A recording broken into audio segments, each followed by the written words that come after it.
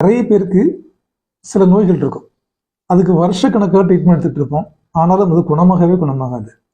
ஆனாலும் நம்ம டேப்லெட் போட்டே இருப்போம், கண்ட்ரோல் வச்சுட்டே இருப்போம். அதுக்கு மெயின் ரீசன் மனநோயும் ஒரு காரணமாக இருக்கும். மனதளவில் உண்டான பிரச்சனையினாலும் இந்த 4 நோய்கள் வரதுக்கான வாய்ப்புகள் நிறைய. ரொம்ப ஆச்சரியமாக இருக்கும். இதுக்கும் மனநோய்க்கும் சம்மந்தம் இருக்குதா? நிச்சயமாக இருக்குது. என்னென்ன சொல்கிறேங்க கேட்டுக்கங்க. First pressure. நிறைய பேருக்கு ரத்த கொதிப்பு ஜாஸ்தி இருக்கும், அதுக்கும் மனசுக்கும் பெரிய சம்மந்தம் உண்டு. அதே மாதிரி தான் சுகர், ஒபிசிட்டி, இந்த உடல் பருமனாகிட்டே இருக்காங்க பார்த்தீங்களா, அவங்க ஏதோ உடல் குறைக்கிறதுக்காக நிறைய ட்ரீட்மெண்ட் எடுத்துப்பாங்க. அதுக்கும் மனநோய்க்கும் நிறைய சம்மந்தம் இருக்குது. மனசு சம்பந்தமான பிரச்சனைகள் நீங்கள் தீர்த்திட்டினாலே ஆட்டோமேட்டிக்காக நீங்கள் ஒபிசிட்டி குறைய ஆரம்பிச்சிடும், ஆட்டோமேட்டிக்காக சுகர் கண்ட்ரோல் ஆரம்பிச்சிடும். இன்னொரு முக்கியமான பிரச்சனை டைஜஸ்டிவ் கமெண்ட். சில பேர் பார்த்தீங்கன்னா இங்கெல்லாம் அப்படியே எரியும், அப்படியே நெஞ்செரிச்சல், கேஸ் ட்ரபிள், வயிறு பிரச்சனை, இதெல்லாம் நிறைய இருக்கும். இதுக்கும் மனசுக்கும் நிறைய தொடர்புகள் இருக்குது. இந்த 4 நோய்களும் உடல் நோய் மாதிரி தெரிஞ்சாலும் இதுக்கும் மனசுக்கும் நிறைய தொடர்பு இருக்குது.